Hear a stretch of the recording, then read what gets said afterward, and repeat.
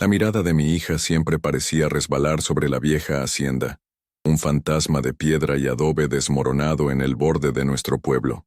Era un acto deliberado, un elegante giro de cabeza que había visto 1000 veces, como si descartara una parte del paisaje que le resultaba desagradable. Pero era más que desagrado. Era una evasión profunda y estremecedora que podía sentir en la repentina rigidez de sus hombros cada vez que pasábamos en coche. Durante años, nunca la presioné. Hay aposentos en cada corazón que es mejor dejar intactos, y yo respetaba los suyos. Pero a los 67 años, con los años acumulándose detrás de mí, como sombras al atardecer, la paciencia empieza a parecer un lujo que ya no puedo permitirme. Las cosas no dichas, he aprendido, son las que se enconan. Una tarde sofocante, mientras los árboles de jacaranda se inclinaban bajo el peso del sol, finalmente, rompí el silencio. Regresábamos del mercado del pueblo, la parte trasera de nuestra vieja pero robusta Ford, llena del aroma a cilantro y pan dulce recién hecho. Al acercarnos a la curva del camino que dejaba ver la hacienda, la vi hacerlo de nuevo.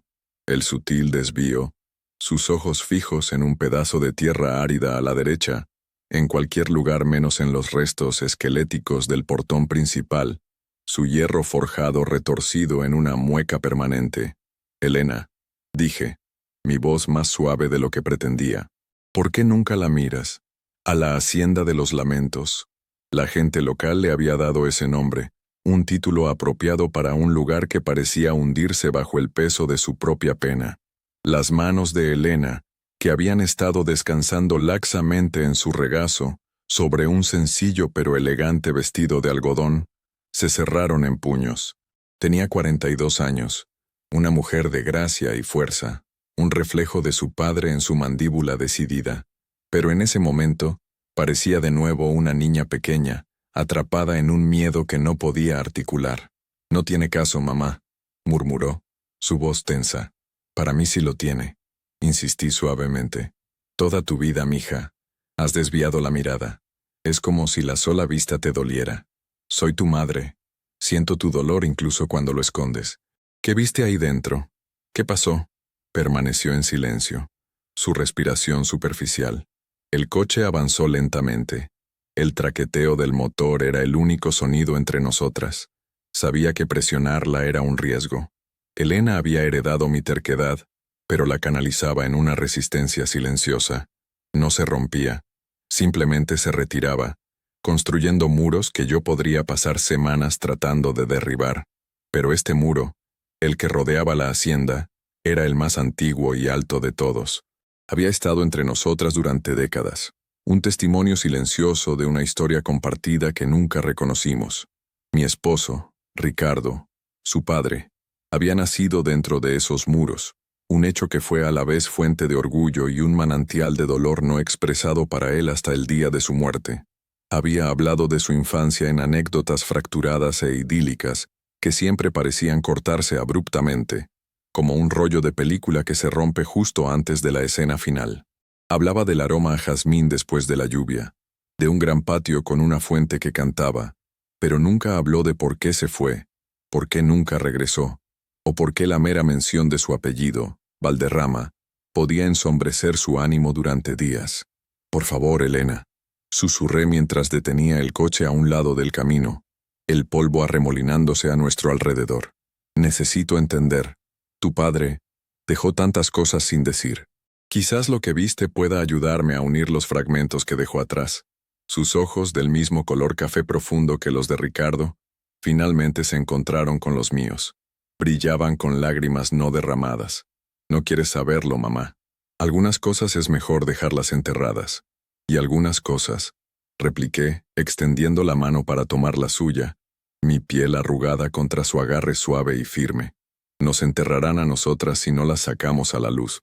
El aire dentro del coche se sentía denso, cargado con el peso de 4 décadas de silencio. Afuera, el sol golpeaba la tierra reseca.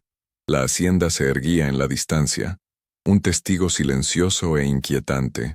Había sido la finca más grande de la región, la sede de la familia Valderrama, cuya fortuna era tan vasta como su influencia. Ricardo había sido su último heredero. pero se había alejado de todo con nada más que la ropa que llevaba puesta, y un pequeño y gastado libro de poemas encuadernado en cuero que nunca me dejó leer. Había venido a la ciudad, me había conocido, y había construido una nueva vida, una buena vida, una vida sencilla. Se convirtió en un maestro carpintero. Sus manos, que deberían haber estado administrando una gran finca, en cambio creaban muebles hermosos y resistentes que lo sobrevivirían. Pero la sombra de la hacienda siempre estuvo allí, un lugar al que se refería solo como esa casa.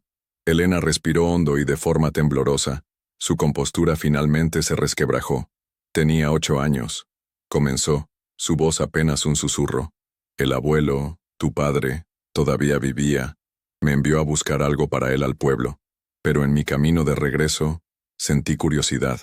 El portón principal estaba entreabierto. Nunca estaba abierto. Nunca. Siempre estaba encadenado y con candado como una tumba. Pensé que tal vez papá estaba allí. A veces salía a caminar y se perdía en sus pensamientos durante horas. Pensé que podría haber regresado. Su agarre en mi mano se hizo más fuerte. Así que empujé el portón. El sonido que hizo, mamá, fue como un gemido, un largo y oxidado grito de dolor. Entré. Ese fue mi error. El silencio que siguió fue más pesado que antes. Había abierto una puerta, solo una rendija, a un recuerdo que había mantenido encerrado durante toda una vida. Pude sentir el frío pavor que emanaba de ella, un escalofrío que no tenía nada que ver con el aire acondicionado del coche. Esperé, mi corazón latiendo a un ritmo lento y pesado contra mis costillas. Había vivido mi vida según el principio de enfrentar las cosas de frente, de buscar la verdad sin importar lo incómoda que fuera. Era una lección forjada en la pobreza y perfeccionada a través de los desafíos de construir una vida con un hombre atormentado por su pasado. Creía, como escribió Napoleon Hill, que toda adversidad lleva consigo la semilla de un beneficio equivalente. Tenía que creer que comprender este dolor, este secreto guardado durante tanto tiempo, era el primer paso hacia la curación, no solo para mi hija, sino para el fantasma de mi esposo y para mí. Dime, mija. La insté, mi voz firme pero llena del amor que sentía por ella. Cuéntame lo que viste dentro del portón. Elena cerró los ojos como si se preparara, y la historia, la que había envenenado su recuerdo del lugar donde nació su padre, comenzó a brotar, un torrente de palabras reprimidas durante demasiado tiempo. El sol comenzaba a hundirse hacia el horizonte, proyectando sombras largas y distorsionadas que se extendían desde la hacienda en ruinas como dedos aferradores, ansiosos por atraernos a su cuento olvidado. Habló primero del silencio, un silencio que no era pacífico sino depredador.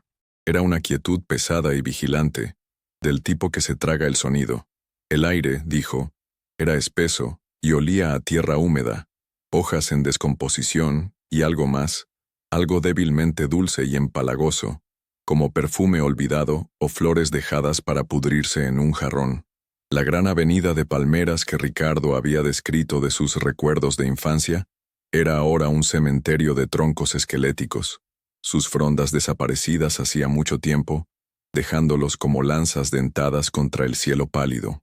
Las malas hierbas y las enredaderas espinosas lo habían conquistado todo, estrangulando la vida de lo que una vez fue un paraíso cuidado, reclamando la tierra con un hambre salvaje e indómita.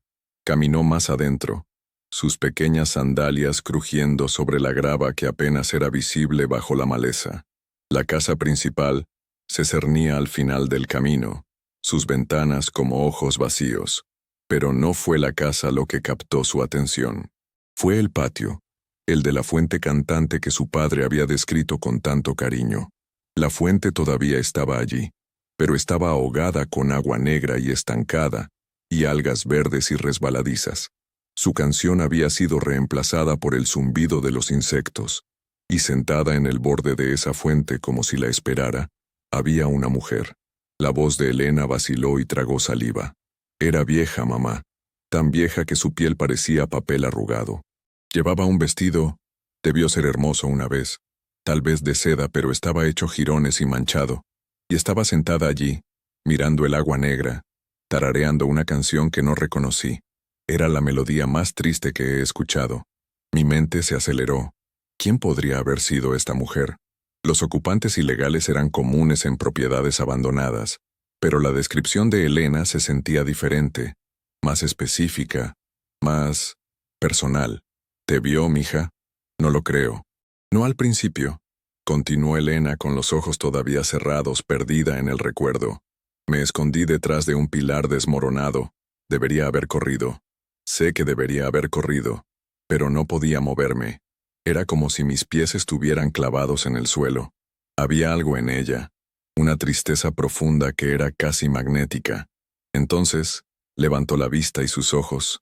Mamá, sus ojos eran completamente blancos, ciegos, pero giró la cabeza y me miró directamente, como si pudiera verme mejor que nadie con vista.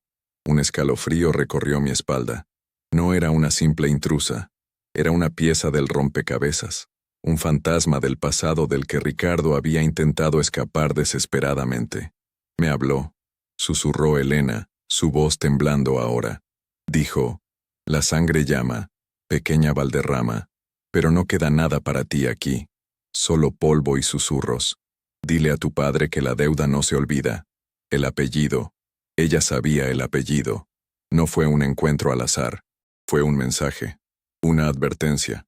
Mi esposo nunca había hablado de una deuda. Su orgullo era inmenso. Nunca habría admitido deberle nada a nadie. Había trabajado hasta el agotamiento para mantenernos, para construir un mundo muy alejado de la grandeza en ruinas de su derecho de nacimiento. La idea de que había dejado una deuda, una cuenta sin saldar, se sentía como una traición al hombre que conocía.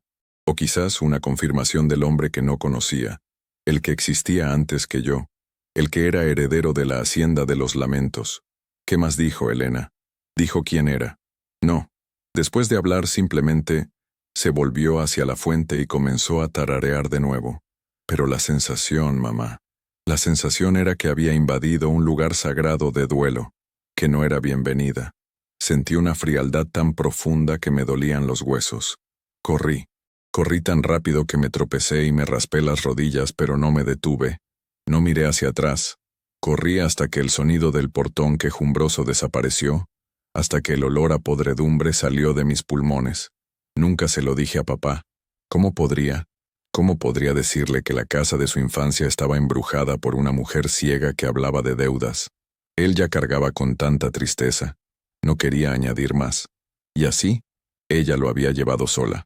Durante 34 años, mi hija había guardado este recuerdo escalofriante, este mensaje críptico, dentro de ella. La había moldeado. Había creado esta barrera invisible entre ella y una parte de su propia herencia. Su evasión no era solo una peculiaridad, era un escudo contra un fantasma, una deuda y la profunda e inquietante tristeza que saturaba el propio suelo de la tierra de los Valderrama. Mi propia mente era un torbellino de confusión y una comprensión incipiente. Los silencios repentinos de Ricardo, sus momentos de profunda melancolía, su feroz rechazo a cualquier forma de caridad o préstamo, todo comenzaba a encajar. No era solo un hombre orgulloso, era un hombre que huía de algo. No solo se había alejado de su herencia, había huido. La historia que había construido para nosotros, nuestra vida sencilla y trabajadora, no era solo una elección, era un santuario. Nos había estado protegiendo, o protegiéndose a sí mismo. Tenemos que averiguar quién era, dije, mi voz llena de una nueva resolución. El miedo que me había atenazado momentáneamente fue reemplazado por un fuego familiar. El fuego de una esposa que necesita comprender el dolor de su esposo, de una madre que necesita sanar la herida de su hija. Tenemos que entender cuál era esa deuda. Elena finalmente abrió los ojos y me miró, un destello de la determinación de su padre en sus profundidades. Las lágrimas habían desaparecido, reemplazadas por una curiosidad cansada. El muro que había construido alrededor del recuerdo finalmente se había roto, y aunque el paisaje que revelaba era aterrador, ahora estábamos juntas en él. Las sombras de la hacienda se hacían más largas, más oscuras, pero por primera vez ya no parecían alcanzarnos. En cambio, sentí como si finalmente nos estuviéramos volviendo para enfrentarlas. Puse el coche en marcha y comencé a conducir de nuevo, no hacia casa, sino hacia el pequeño y polvoriento archivo municipal del pueblo.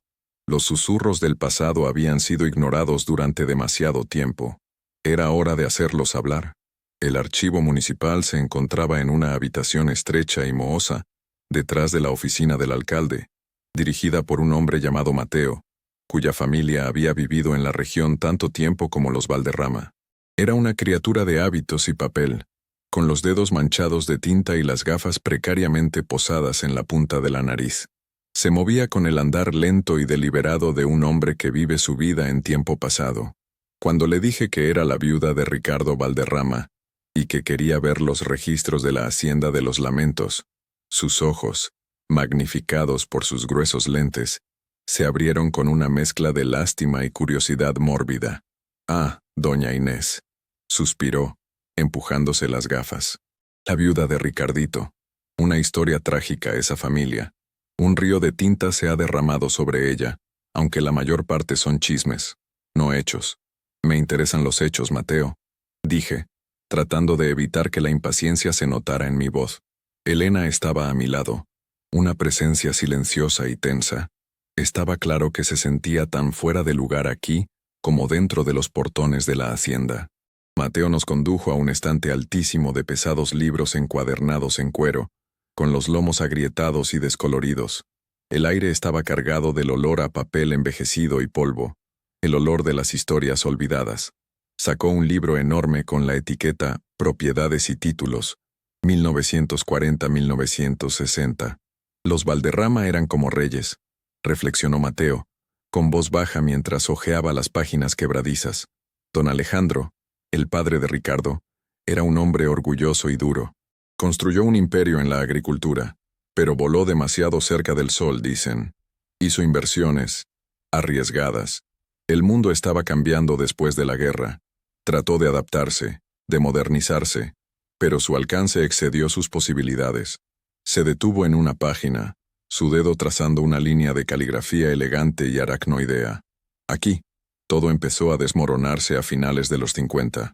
Una serie de malas cosechas, seguidas de un préstamo muy sustancial. Se me cortó la respiración. ¿Un préstamo? ¿De quién? De un hombre de la Ciudad de México, un financiero, Emiliano Rojas, dijo Mateo tocando el nombre en la página. Un tiburón con traje a medida. Vio una oportunidad. Don Alejandro estaba desesperado. Puso la hacienda como garantía. Rojas. El nombre no significaba nada para mí. Ricardo nunca lo había mencionado, pero la palabra deuda resonó en mi mente. El escalofriante mensaje de la mujer ciega a mi hija de 8 años. Era esto. La fuente de la podredumbre.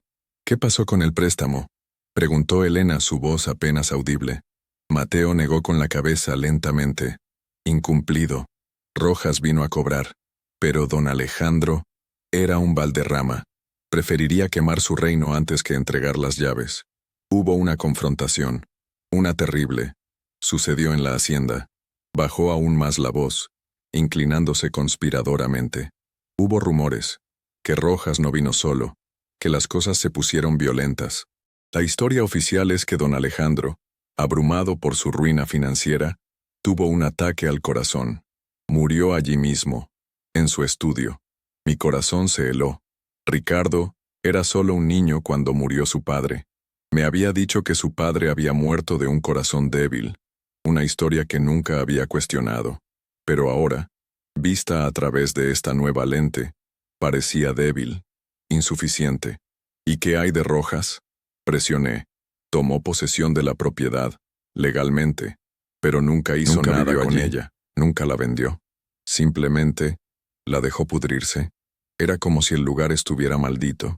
Regresó a la ciudad y en pocos años su propia fortuna se derrumbó. Murió sin un centavo, dicen. Justicia poética, algunos lo llamaron. Mateo cerró el libro, levantando una pequeña nube de polvo. Después de la muerte de don Alejandro, su esposa, doña Isabela, la madre de Ricardo, perdió la cabeza por el dolor. Se negó a irse. Se quedó en esa casa en decadencia durante años, un fantasma en su propia casa, hasta su propia muerte. La gente decía que deambulaba por los terrenos, ciega de tanto llorar, esperando que su esposo regresara. Elena ahogó un grito, llevándose la mano a la boca. Nos miramos. La misma horrible comprensión amaneciendo en ambas. La anciana, la mujer ciega junto a la fuente, era ella. Mi hija no había visto un fantasma.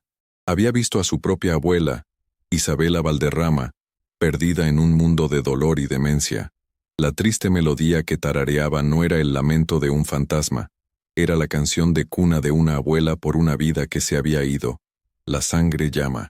Había sido un grito de ayuda, un momento de lucidez en una niebla de dolor, un mensaje que intentó enviar a través de la única Valderrama que vio.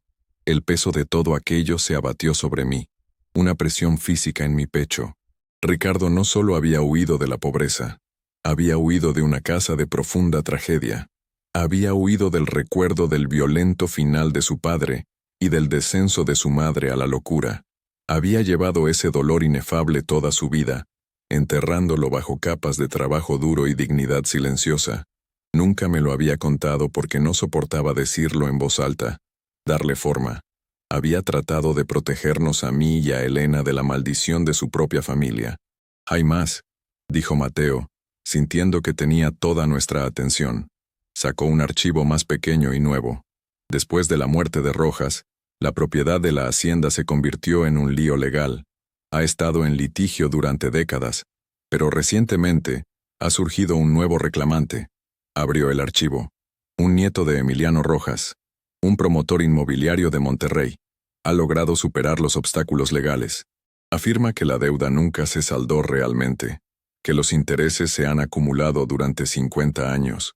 Quiere derribar la vieja casa y construir condominios de lujo. Los permisos acaban de ser aprobados. El mundo pareció inclinarse sobre su eje. Esto ya no se trataba solo del pasado, se trataba del presente. Un extraño, el nieto del hombre que había arruinado a la familia de mi esposo, estaba a punto de demoler nuestra historia, de construir su fortuna sobre las cenizas de nuestra tragedia. Y la deuda de la que había hablado Isabela, ¿era posible que no se tratara solo del dinero? Mi mente, tan acostumbrada a las realidades de la vida diaria, comenzó a funcionar de una manera que no lo había hecho en años. Los principios de planificación y perseverancia que tanto había admirado en autores como Napoleon Hill no eran solo para construir negocios, eran para reconstruir vidas, para buscar justicia. Un pensamiento, claro y afilado como un diamante, se formó en mi mente. Ricardo se había ido de su casa sin casi nada, pero se había llevado una cosa, un pequeño libro de poemas encuadernado en cuero, un libro que nunca me dejó leer, un libro que ahora guardaba en un cofre cerrado con llave con sus otros efectos personales. ¿Y si no era un libro de poemas en absoluto?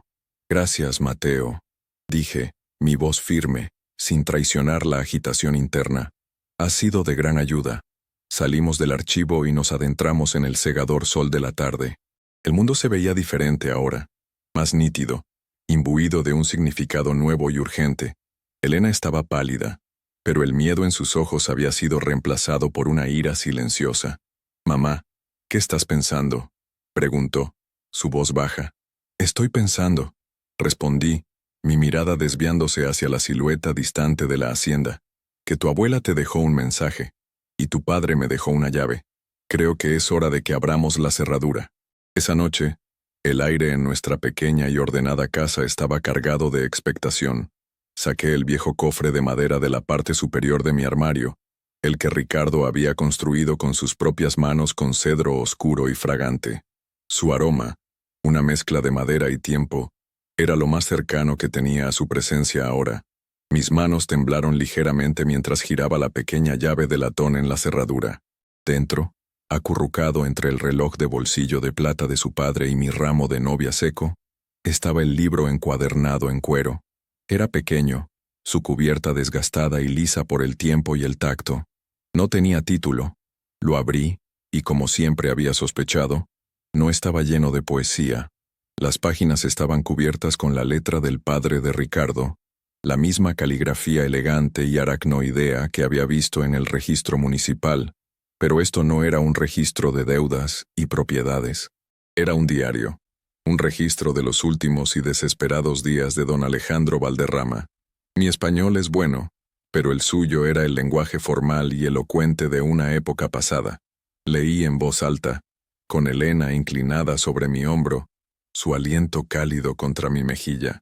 Nos sentamos allí durante horas, la única luz proveniente de una sola lámpara, arrojando un brillo dorado sobre las páginas quebradizas. El diario era un testimonio de la caída de un hombre orgulloso. Escribió sobre su ambición, su fe en el progreso, su error fatal al confiar en Emiliano Rojas. No es un financiero, es un buitre, decía una entrada. Da vueltas, oliendo la muerte. Ofrece la salvación con una mano mientras sostiene un cuchillo en la otra. Veo la codicia en sus ojos, pero estoy atrapado. Mi orgullo se ha convertido en mi jaula. Las entradas se volvieron más frenéticas a medida que pasaban los días. Escribió sobre noches de insomnio, sobre el creciente pavor, sobre la sensación de ser casado. Y entonces lo encontramos. La última entrada, fechada el día antes de su muerte. Rojas llega mañana para reclamar su premio. Cree que ha ganado. Cree que se llevará mi casa, mi legado. Pero ha juzgado mal el corazón de un Valderrama. He preparado una contingencia. Me reuní con mi abogado en secreto. Rojas se quedará con la tierra, la piedra desmoronada, el cascarón vacío. Pero la verdadera riqueza de esta familia no está en la tierra ni en los muros. Está escondida. He convertido todo lo de valor, las últimas joyas de la familia, las reservas de oro, los bonos al portador, en una forma más portátil. He asegurado nuestro futuro, hijo mío. Para ti, Ricardito. Todo es para ti. Hay una confesión, un documento que prueba la coacción y la naturaleza fraudulenta del préstamo de Rojas, firmado y notariado. Está todo junto. Nunca lo encontrará. Puede quedarse con la casa de nuestras penas. La llave de nuestro futuro yace con el primer Valderrama, el que vela por todos nosotros. Recuerda mis lecciones, hijo mío. Un hombre sabio construye sobre roca, no sobre arena. Él se llevará la arena, pero la roca permanece. Elena y yo nos miramos, nuestras mentes corriendo para descifrar el acertijo. El primer Valderrama, el que vela por todos nosotros. Susurró Elena con los ojos muy abiertos. ¿A quién se refiere? Mi mente voló de regreso a la hacienda, a las historias que Ricardo me había contado en sus raros momentos de reminiscencia nostálgica. Había hablado de la pequeña capilla privada en los terrenos, un lugar que su madre, Isabela, había apreciado. Y en esa capilla había una estatua de tamaño natural de San Pedro, la roca de la iglesia, tallada en una sola pieza de mármol negro. Había sido encargada por el primer Valderrama que se estableció en esta tierra siglos atrás. Un sabio construye sobre roca, no sobre arena. San Pedro, la roca, no podía ser tan simple, y sin embargo, se sentía tan correcto. Era el tipo de secreto poético y profundamente personal que un hombre como don Alejandro crearía. Un último acto de desafío contra el hombre que lo había arruinado. La capilla, respiré. Tiene que estar en la capilla, en la estatua. Una nueva energía surgió a través de mí, una poderosa corriente de propósito. No se trataba de riqueza. Había vivido toda mi vida sin la fortuna de los Valderrama. No la necesitaba ahora. Se trataba de justicia. Se trataba de reclamar el legado de mi esposo, de honrar la memoria de sus padres y de liberar a mi hija de la sombra que la había atormentado durante tanto tiempo. Se trataba de asegurar que el nieto de un ladrón no se beneficiara de los crímenes de su familia. ¿Qué hacemos?, preguntó Elena, su voz una mezcla de miedo y emoción. La niña que había huido aterrorizada del portón ya no estaba. En su lugar había una mujer dispuesta a luchar por su familia. Primero, tenemos que ser inteligentes, dije, mi mente ya trabajando, planeando. Este nieto de Rojas, este promotor, tiene la ley de su lado, por ahora. No podemos simplemente entrar y empezar a picar una estatua. Necesitamos pruebas. Necesitamos ese documento que mencionó don Alejandro. Pensé en las pocas conexiones que todavía tenía. Mi primo Jorge era abogado en la Ciudad de México. No uno de lujo, pero era astuto y lo más importante, era familia. Sabría cómo navegar por esto. Voy a llamar a Jorge, anuncié. Le contaremos todo. Necesitamos saber nuestra situación legal. ¿Podemos conseguir una orden judicial? ¿Una orden temporal para detener la demolición basada en una posible reclamación de un activo oculto y un contrato fraudulento? Mis pensamientos se volvieron entonces a lo práctico. Y tenemos que entrar en esa capilla, Elena. Tenemos que hacerlo en silencio, sin ser vistas. El promotor tendrá seguridad vigilando la propiedad. El plan comenzó a formarse. Un complejo tapiz de maniobras legales y acciones clandestinas. Era una perspectiva abrumadora, llena de riesgos. Éramos dos mujeres, una de 60 y tantos años, y la otra una artista tranquila, contra un rico promotor con un equipo de abogados. Pero teníamos algo que él no tenía. Teníamos la verdad. Y teníamos la ira ardiente y justa de una familia agraviada. Miré el diario en mis manos, el testamento final de un hombre que nunca había conocido, pero cuya vida estaba inextricablemente entrelazada con la mía. Había depositado su esperanza en su hijo, una esperanza que había permanecido latente durante 50 años. Ricardo, en su dolor y miedo, había huido de esa responsabilidad. Había elegido la paz sobre la justicia, una decisión que ahora finalmente podía entender. Pero había conservado el libro, no lo había destruido. Alguna parte de él debió saber, o esperar, que algún día la verdad sería necesaria. Había pasado la antorcha, y ahora estaba en mis manos. Cree que está construyendo condominios de lujo. Le dije a Elena con una sombría sonrisa en el rostro. A ver qué le parece cuando le embarguemos sus planes. La noche fue larga. Apenas dormí, mi mente viva con estrategias y recuerdos. Pensé en Ricardo, en sus manos callosas que podrían haber sido suaves, en su fuerza tranquila que ahora entendía que era una presa que contenía una inundación de dolor. En la tranquila oscuridad, sentí una sensación de comunión con él, la sensación de que estaba conmigo, que lo aprobaba. Ya no huíamos del pasado.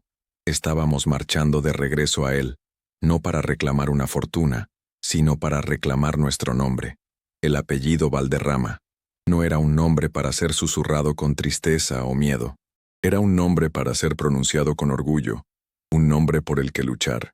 El amanecer todavía estaba a horas de distancia, pero por primera vez en mucho, mucho tiempo, sentí que el sol comenzaba a salir sobre la hacienda de los lamentos.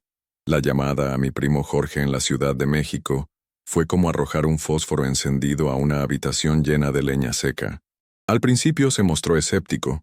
Su mente de abogado exigía pruebas contundentes, no leyendas familiares y acertijos del diario de un hombre muerto.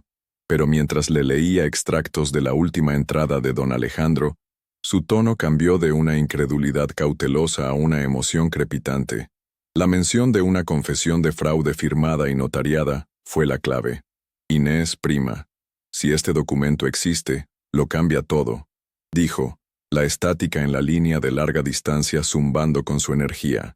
Un contrato firmado bajo coacción es anulable, y si puedes probar que Rojas usó medios fraudulentos, toda la reclamación que tiene su nieto está construida sobre arena, tal como escribió tu suegro.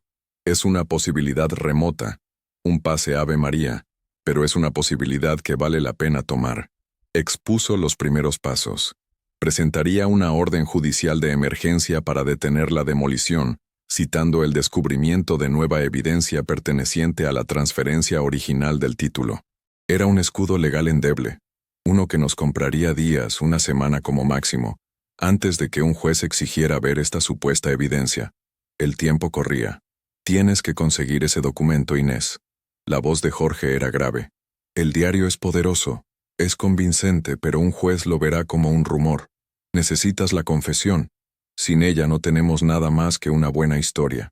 Mientras Jorge ponía en marcha los engranajes legales, Elena y yo nos centramos en la tarea más inmediata y mucho más peligrosa: entrar en la capilla.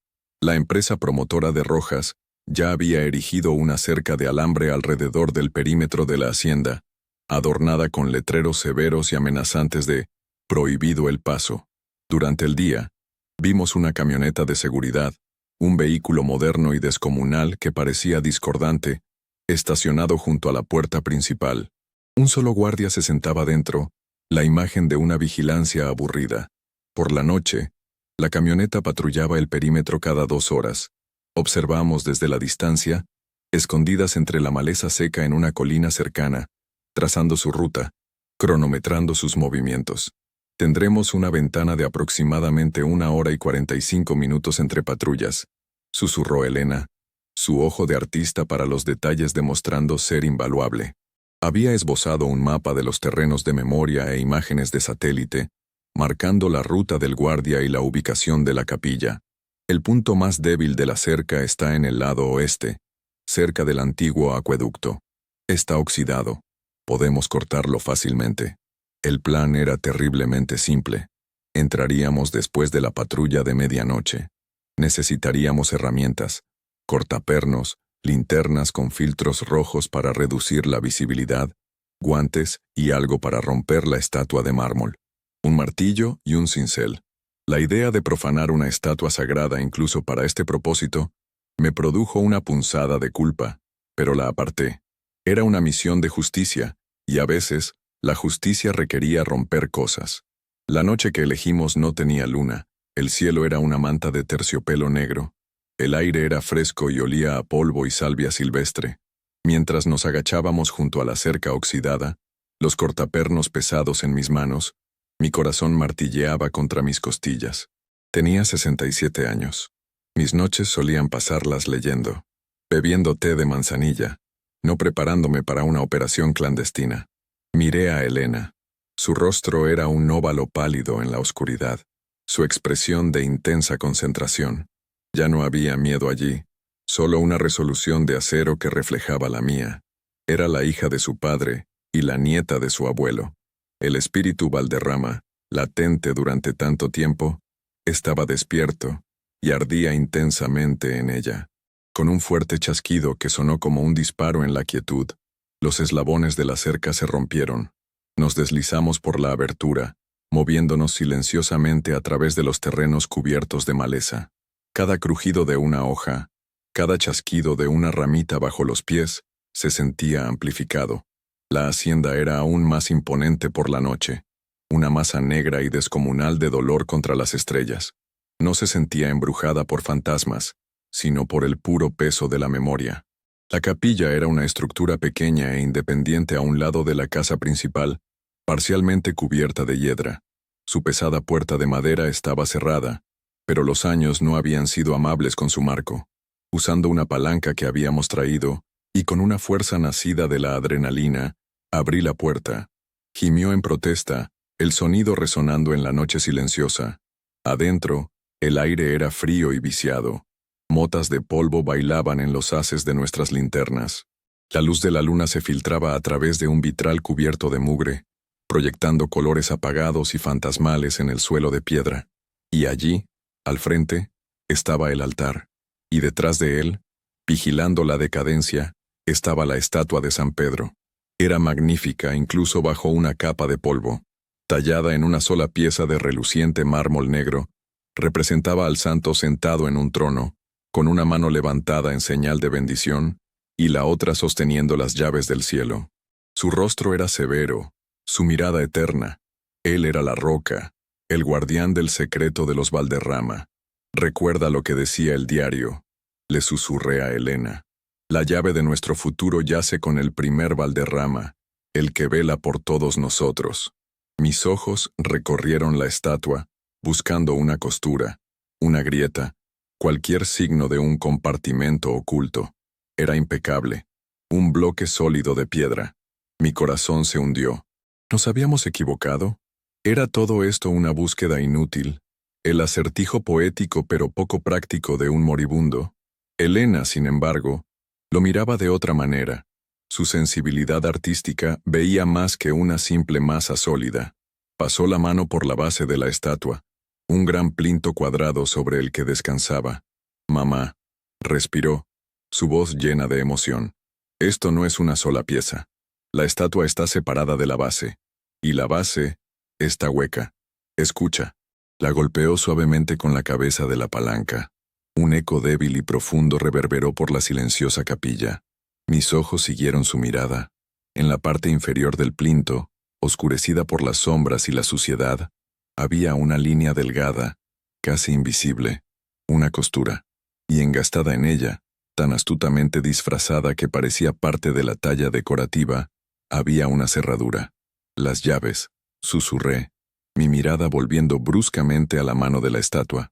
No solo sostenía las llaves del cielo, sostenía las llaves. Una de ellas tenía que ser la llave del plinto. Eran parte de la estatua, talladas en el mismo mármol negro, y colgaban de un anillo de mármol en su dedo índice. No había forma de quitarlas sin romper la mano de la estatua. Una ola de desesperación me invadió. Haber llegado tan lejos, estar tan cerca, solo para ser detenida por un trozo de piedra tallada.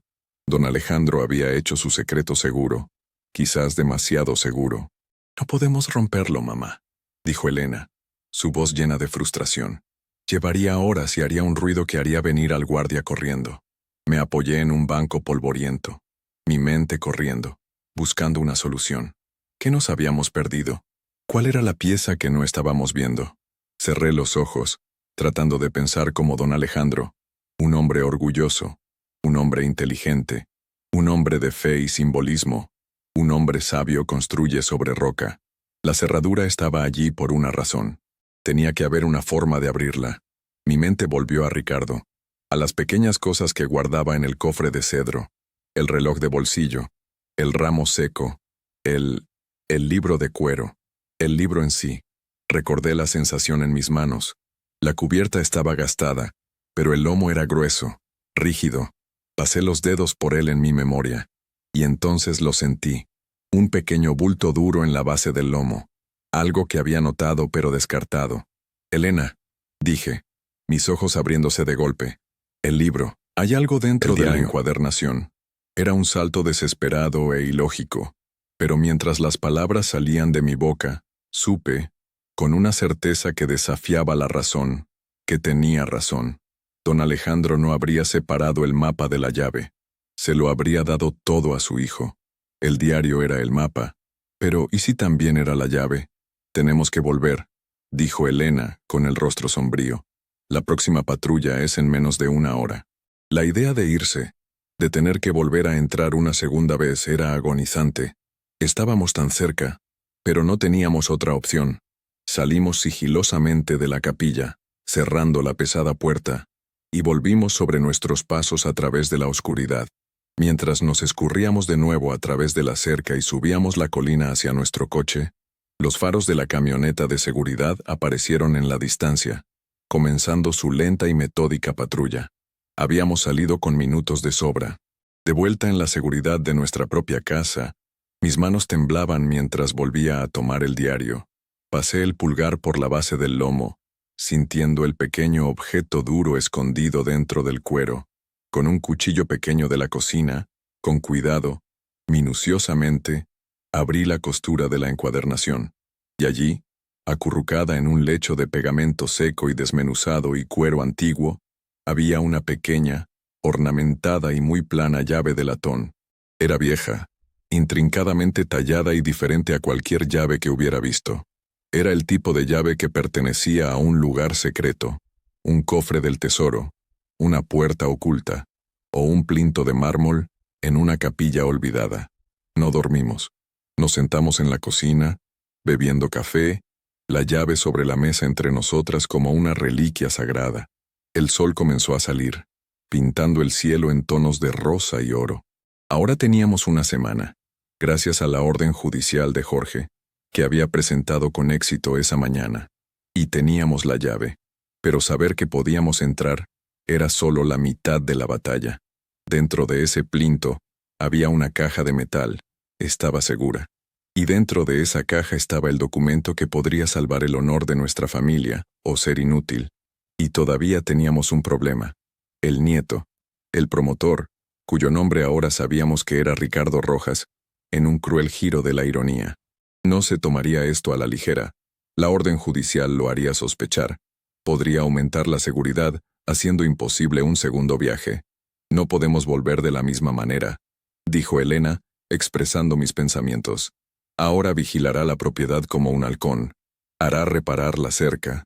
Necesitamos una forma diferente de entrar». Mi mente se desvió de nuevo a las historias de Ricardo. Habló de la casa principal, de su gran salón de baile y sus extensas cocinas, y habló de las bodegas. Las bodegas de vino que corrían profundas bajo tierra, frescas y oscuras. Dijo que eran vastas, un laberinto, y que uno de los túneles conectaba directamente con la pequeña cripta debajo del suelo de la capilla. Era una forma para que la familia asistiera a los servicios en privado, especialmente en tiempos de enfermedad. Era otra posibilidad remota, otro recuerdo de una historia infantil a medias recordada, pero era todo lo que teníamos. Habíamos encontrado la llave del tesoro. Ahora teníamos que encontrar el pasadizo secreto a la cerradura. La lucha por la hacienda de los lamentos no había terminado. Estaba a punto de pasar a la clandestinidad. La noticia de la orden judicial golpeó a Ricardo Rojas como un golpe físico. Jorge llamó para decirnos que el abogado de Rojas se había enfurecido, acusándonos de un esfuerzo frívolo y de última hora para obstruir una empresa comercial legítima. Exigieron que presentáramos nuestra nueva evidencia de inmediato. Pero Jorge, bendito sea su astuto y burocrático corazón, sabía cómo jugar el juego. Citó requisitos procesales, solicitó archivos para su descubrimiento y los enterró en una montaña de papeleo que llevaría una semana a escalar. Teníamos nuestra ventana, pero era estrecha, y Rojas, sabíamos, no estaría ocioso. Nuestro primer movimiento fue encontrar la entrada a las bodegas. Según los recuerdos fragmentados de Ricardo, la entrada principal era una gran puerta doble inclinada en el lado norte de la casa principal, por donde habrían descendido los carros de suministros. Un viaje de reconocimiento confirmó nuestros temores. El área ahora era claramente visible desde la puerta principal, donde estaba estacionado el nuevo y más alerta guardia de seguridad. Un segundo guardia ahora patrullaba los terrenos a pie. Rojas estaba apretando su control. Un asalto frontal era imposible. Volvimos a las historias, a los susurros del pasado.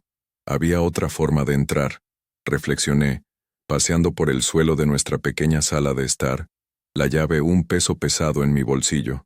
Una entrada de servicio, para el personal. Ricardo dijo que estaba oculta para que los invitados no vieran a los sirvientes ir y venir con vino para las fiestas. La había descrito como cerca de las antiguas cocinas, oculta por un matorral de bugambillas que, según él, siempre estaba en flor. Al día siguiente, armadas con binoculares, volvimos a nuestro punto de observación en la colina. Los jardines que alguna vez fueron magníficos eran ahora una jungla intransitable de espinas y malezas enredadas, pero el fucsia brillante de la bugambilla silvestre era inconfundible, un desafiante toque de color contra la decadencia uniforme. Estaba en el lado opuesto de la casa, un punto ciego entre las rutas de patrulla de los dos guardias. Era nuestra única forma de entrar. La noche siguiente volvimos. El aire estaba tenso, el silencio más amenazador que antes. Sabíamos que ya no éramos solo intrusas. Estábamos entrando en una batalla de ingenio contra un hombre con poder y recursos. Nos deslizamos a través de la cerca rota, nuestros movimientos practicados, silenciosos. Navegar por la maleza espinosa fue un asunto doloroso y sangriento, con los brazos y las piernas arañados y sangrando, pero seguimos adelante, impulsadas por un propósito singular. Encontramos la puerta exactamente donde la memoria de Ricardo la había colocado. Era más pequeña de lo que imaginaba, hecha de madera pesada con correas de hierro, y casi completamente consumida por la bugambilla. Nos llevó la mayor parte de una hora, trabajando con tijeras de podar y guantes. Despejarla. No había cerradura, solo un pesado anillo de hierro como manija. Con un esfuerzo compartido y desesperado, la abrimos. El olor que salió fue de una edad profunda, de piedra fría, tierra húmeda y vino agrio y fantasmal. Era el olor de un lugar que había estado sellado durante medio siglo. Descendimos por una empinada y estrecha escalera de piedra hacia la oscuridad absoluta. Nuestras linternas cortaban caminos débiles en la negrura opresiva. Estábamos en las bodegas. El laberinto que Ricardo había descrito no era una exageración. Los túneles se ramificaban en todas direcciones, bordeados de botelleros vacíos y cubiertos de polvo, que se erigían como centinelas esqueléticos. El aire estaba helado, y el silencio era tan completo que podía oír la sangre latiendo en mis oídos. Teníamos el mapa dibujado a mano de Elena, una aproximación cruda basada en la memoria y las conjeturas, pero aquí abajo, en la desorientadora oscuridad, parecía inútil. El túnel de la capilla debería ser el más oriental, susurró Elena, su voz sonando pequeña y apretada en la vasta oscuridad. Papá dijo que era más estrecho que los demás, revestido de ladrillo, no de piedra. Caminamos durante lo que pareció una eternidad, los haces de nuestras linternas bailando sobre interminables hileras de estantes vacíos. La idea de perdernos aquí abajo, de quedar atrapadas en esta tumba olvidada, era un nudo frío de miedo en mi estómago. Me concentré en el peso de la llave en mi bolsillo, en la imagen de la letra desafiante de don Alejandro. No había tenido la intención de que su legado se perdiera en la oscuridad. Había dejado un camino. Finalmente, lo encontramos. Un arco estrecho, no de piedra, sino de ladrillo oscuro y cubierto de musgo. Era tal como Ricardo lo había descrito. El aire en este túnel se sentía diferente, más frío, y llevaba el débil y dulce aroma a incienso viejo y cera derretida. Estábamos directamente debajo de la capilla. El túnel terminaba en una pequeña escalera de caracol de piedra que subía en espiral. En la parte superior había una pesada losa de piedra, la entrada a la cripta. Nos costó toda nuestra fuerza combinada empujarla hacia arriba. Se movió con un chirrido ensordecedor de piedra sobre piedra, abriendo una grieta hacia la capilla de arriba. Nos escurrimos con el corazón palpitante y nos encontramos de pie entre las tumbas polvorientas de los antepasados Valderrama. Lo habíamos logrado. La capilla estaba exactamente como la habíamos dejado, un lugar silencioso y sagrado de secretos. Nos apresuramos hacia la estatua de San Pedro, su rostro de mármol impasible a la luz de la luna. Saqué la pequeña llave de latón de mi bolsillo. Mi mano temblaba tan violentamente que me costó 3 intentos encajarla en la cerradura oculta. Giró con un clic metálico y satisfactorio que resonó por la capilla. Una sección del plinto de mármol se deslizó hacia adentro, revelando una abertura oscura y cuadrada. Al meter la mano, mis dedos rozaron un metal frío y duro. Una caja de seguridad. Era pesada, mucho más de lo que esperaba. La sacamos y la pusimos en el suelo. Estaba hecha de acero grueso, oxidado en las bisagras, pero aún sólida. No había cerradura en la caja misma, solo un pesado pestillo. No estaba cerrada con llave. Don Alejandro había razonado que la seguridad de la ubicación era suficiente. Con dedos temblorosos levanté el pestillo. La tapa crujió al abrirse. Dentro, acurrucado en un lecho de terciopelo descolorido, estaba el tesoro. Se me cortó la respiración. No era solo un documento. Montones de bonos al portador con el papel crujiente y amarillento por el tiempo yacían atados en fajos. Debajo de ellos había bolsas de cuero, pesadas por el peso de las monedas de oro, y luego estaban las joyas, collares, broches, anillos, relucientes de diamantes, esmeraldas y rubíes que parecían absorber la débil luz de la luna y devolverla con un fuego interior. Era una fortuna asombrosa que había permanecido latente durante 50 años. Vi un collar de diamantes particularmente hermoso y me lo imaginé en Elena, un marcado contraste con su vida sencilla. Quizás finalmente podría abrir la galería de arte con la que siempre había soñado, pero mis ojos buscaron el tesoro más importante. Y allí estaba, en el fondo, un grueso sobre de vitela, sellado con el escudo de la familia Valderrama en cera roja oscura. Rompí cuidadosamente el sello y saqué los papeles doblados que había dentro. Era la confesión de don Alejandro, escrita de su puño y letra, detallando las amenazas, la coacción, las tasas de interés fraudulentas que Emiliano Rojas había utilizado para atraparlo, y adjunta a ella había una declaración jurada notariada de su abogado, confirmando toda la historia. Estaba todo allí, la prueba, el arma. Nos sentamos allí por un momento, en el frío suelo de la cripta, el inmenso peso del pasado y el futuro extendido ante nosotras. La riqueza era vertiginosa, pero se sentía secundaria. El verdadero premio era la confesión firmada, la vindicación del nombre de un buen hombre. Este papel tenía el poder de restaurar el honor de nuestra familia. Con cuidado volvimos a guardar todo en la caja. Sacarla sería un desafío, pero lo lograríamos. Mientras nos preparábamos para irnos, se me ocurrió una idea. Este promotor, este Ricardo Rojas, compartía nombre con mi esposo. Un hombre que había construido su vida sobre una base de mentiras y robos, estaba a punto de construir condominios de lujo, un símbolo de la opulencia moderna, en nuestra tierra robada. La ironía era amarga. Recordé haber visto un artículo en una revista sobre su último proyecto en Polanco, una torre elegante y minimalista elogiada por su eficiencia despiadada. Era un hombre que apreciaba las cosas buenas, el poder que venía con una tarjeta American Express Black y un garaje lleno de coches alemanes. La pérdida de esta tierra no solo sería un revés financiero para él, sería una humillación pública. Regresamos por el túnel. La pesada caja, una carga engorrosa entre nosotras. Era una manifestación física del secreto que ahora llevábamos, un peso tanto de tesoro como de responsabilidad. Cuando salimos por la puerta de la bodega a la penumbra del amanecer, sentí que una profunda sensación de paz se apoderaba de mí.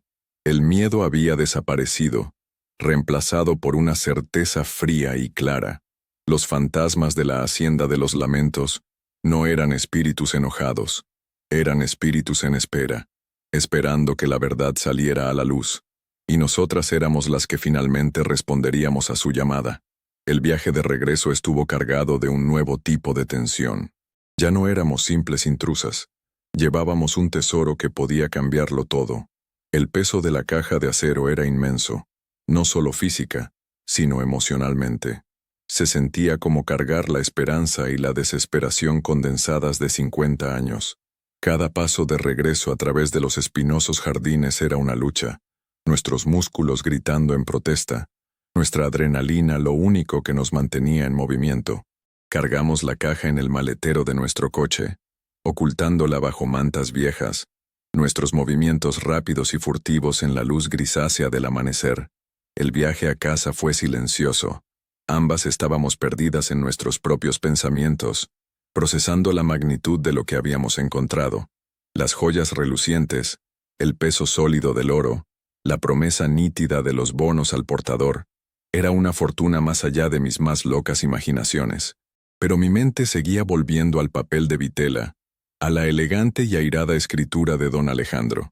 Ese era el verdadero poder. Esa era la justicia que habíamos buscado. De vuelta en la seguridad de nuestro hogar, con el sol ahora entrando a raudales por las ventanas, abrimos la caja de nuevo sobre la mesa de la cocina. El valor puro de su contenido era abrumador. Tomé un collar de perlas perfectamente combinadas, su lustre fresco y suave contra mi piel. Esta era la vida en la que Ricardo había nacido, una vida de opulencia casual y heredada. La había cambiado por amor, por tranquilidad, por una existencia simple construida sobre la integridad de sus propias dos manos. ¿Había tomado la decisión correcta? Mirando a Elena, su rostro brillando con una mezcla de asombro y determinación justa, supe que sí. Le había dado algo mucho más valioso que este tesoro, una vida libre del veneno que había destruido a sus padres. Y ahora, teníamos el poder de limpiar ese veneno de una vez por todas. Inmediatamente llamé a Jorge. Cuando le conté lo que habíamos encontrado, hubo un silencio atónito al otro lado de la línea. Casi podía oír el funcionamiento frenético de su mente legal. Inés, ¿sabes lo que esto significa? Finalmente tartamudeó. Esto ya no es solo un escudo, es una espada. La confesión anula el contrato original. Se puede argumentar en torno a la prescripción del fraude porque la evidencia fue ocultada deliberadamente. La hacienda, legalmente sigue siendo tuya. Le pertenece a Elena, como heredera de Ricardo. Las palabras me golpearon con la fuerza de un golpe físico. Una cosa era detener la demolición, buscar alguna forma de compensación por un mal pasado. Otra cosa muy distinta era reclamar toda la finca. La Hacienda de los Lamentos, la fuente de tanto dolor, el fantasma desmoronado en las afueras del pueblo, era nuestra. Las instrucciones de Jorge fueron claras. Debíamos llevar la caja y su contenido a su oficina en la Ciudad de México de inmediato. Él haría que la autenticaran, la tasaran y la aseguraran en la bóveda de un banco. Luego presentaría formalmente la evidencia al equipo legal de Ricardo Rojas. Nos aconsejó que nos preparáramos para una pelea. Un hombre como Rojas no se irá sin más, advirtió Jorge. Tiene el ego y millones de dólares invertidos en este proyecto. Intentará enterrarnos en apelaciones, desacreditar la evidencia, pintarlas como estafadoras oportunistas. Esto se va a poner feo. Tenía razón. Los 2 días siguientes fueron un torbellino de actividad. Fuimos a la ciudad, la caja de acero, un pasajero silencioso en el maletero. La reunión en la oficina de Jorge pareció surrealista. Trajeron expertos. Un gemólogo cuyos ojos se abrieron de par en par al ver las joyas de los Valderrama. Un historiador que autenticó los bonos y el diario. Un especialista en documentos que confirmó la antigüedad de la tinta y el papel de la confesión. La tasación preliminar del contenido fue asombrosa. Una cifra con tantos ceros que no podía comprenderla del todo. En el papel, éramos increíblemente ricas. Jorge entregó formalmente la notificación a los abogados de Rojas. Su respuesta fue rápida y despiadada. Tal como predijo Jorge, nos acusaron de falsificación y fraude. Presentaron una contrademanda, exigiendo daños y perjuicios por los retrasos del proyecto. Los periódicos locales se enteraron de la historia, y de repente, la maldición de la hacienda Valderrama fue noticia de primera plana. Los reporteros acamparon frente a nuestra pequeña casa.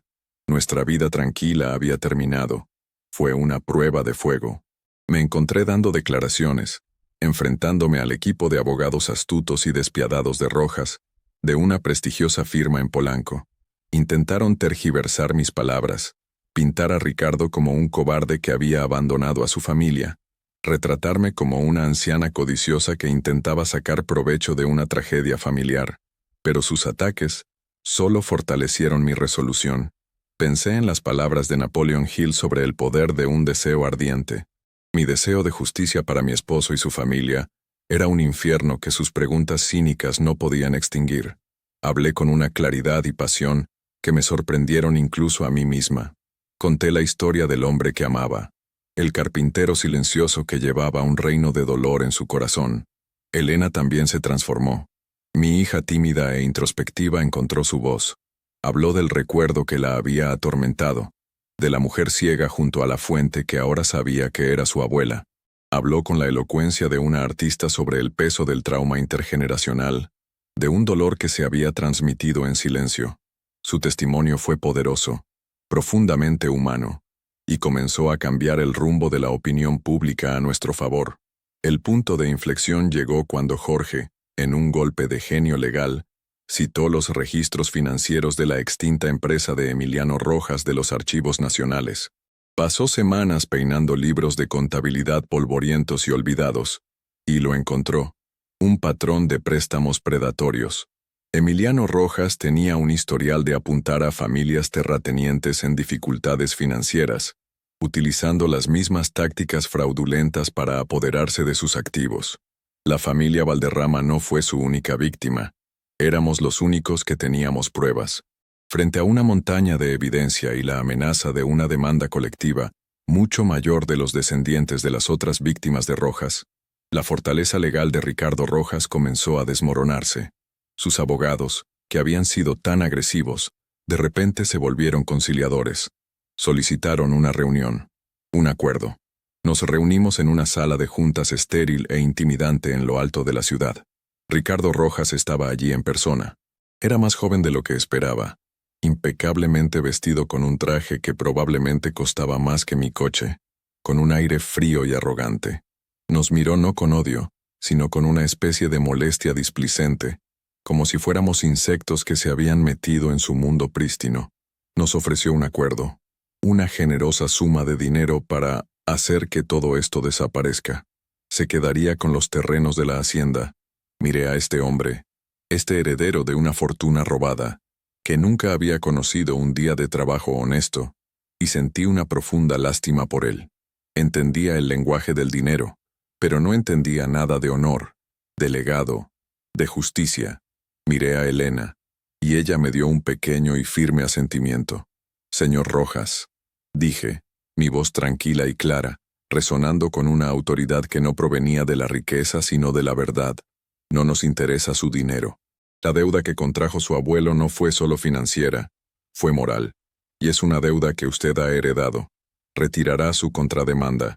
Ofrecerá una disculpa pública a la familia Valderrama. y cederá el título de la hacienda, libre y sin cargas. Es nuestro hogar. Siempre ha sido nuestro hogar. Esto no es negociable.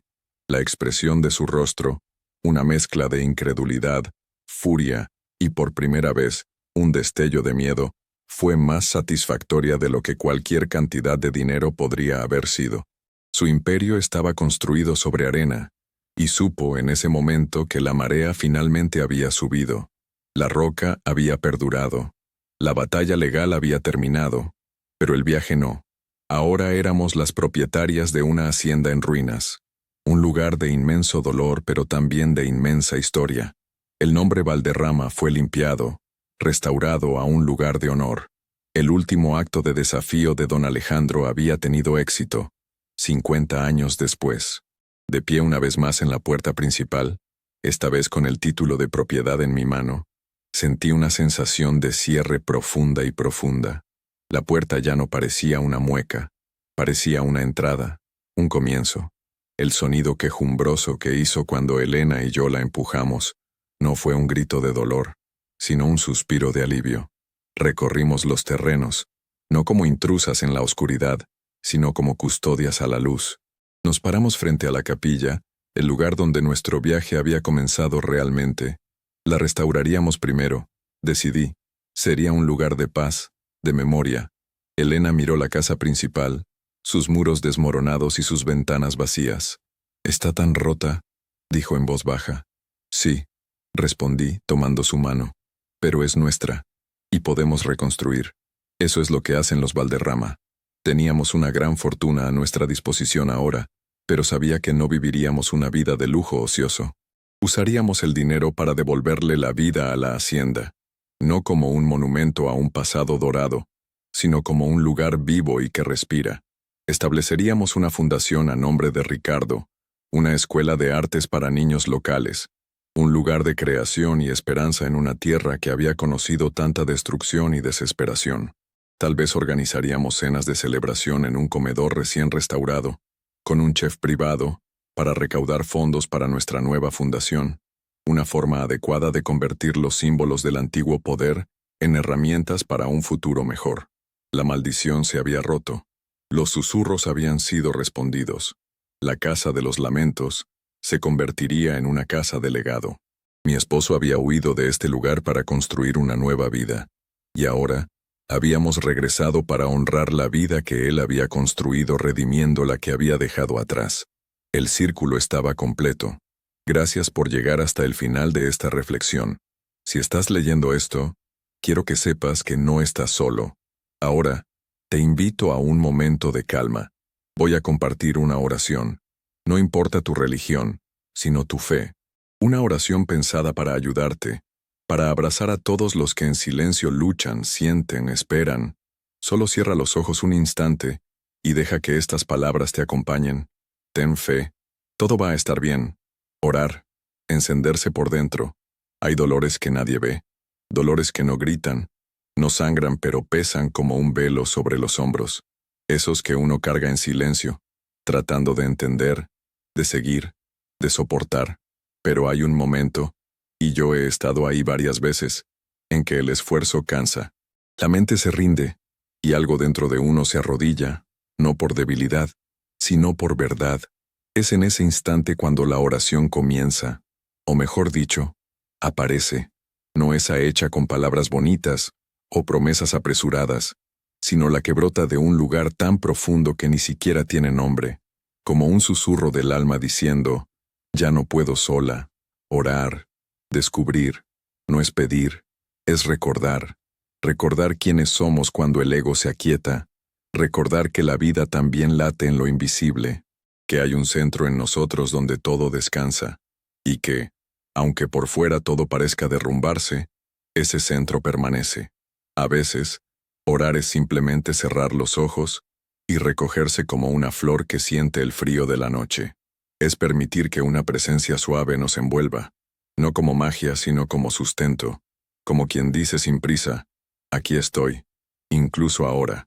La oración o la súplica no cambia el mundo, pero cambia a quien ora. No evita los dolores, pero transforma la forma en que atravesamos cada uno de ellos. Nos da una mirada más tierna, un corazón menos endurecido, un paso más firme, incluso en la oscuridad. Es como si por un instante el alma flotara por encima del tiempo y regresara al cuerpo con más paz. No una paz ruidosa, sino esa que solo quien ha pasado por el caos puede reconocer. Orar es afinar la escucha. La mente se calla y la intuición despierta. Las respuestas no siempre vienen en palabras. A veces son solo percepciones, toques sutiles, un calor en el pecho. La oración ilumina lo que estaba turbio, deshace nudos que ni sabíamos que teníamos. Y lo más bonito es que no tiene que ser complicado. Orar es hablar con Dios, con el universo, con esa inteligencia amorosa que nos habita y nos envuelve, incluso cuando lo olvidamos. Y no tiene que sonar bonito. No necesitas saber rezar. No necesitas entender nada sobre la fe. Puede ser un desahogo en la ducha, una lágrima en la almohada, una frase susurrada antes de dormir. Cuídame.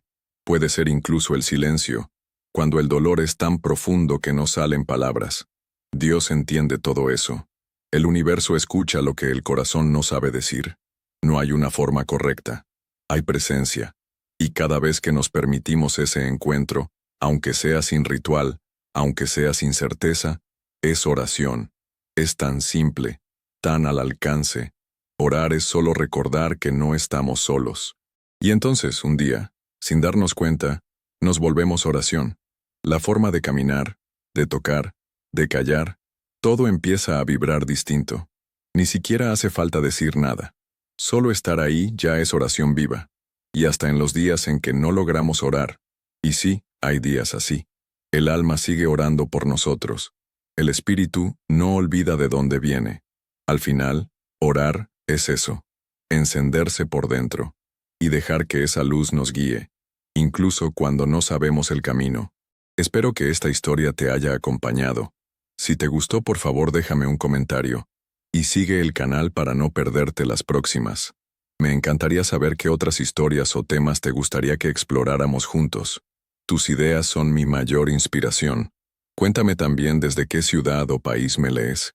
Me llena de alegría saber hasta dónde llegan nuestras reflexiones.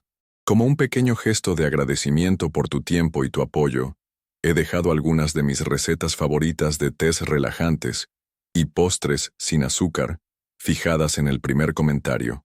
Son un apapacho para el alma. Que Dios te proteja a ti y a los tuyos siempre.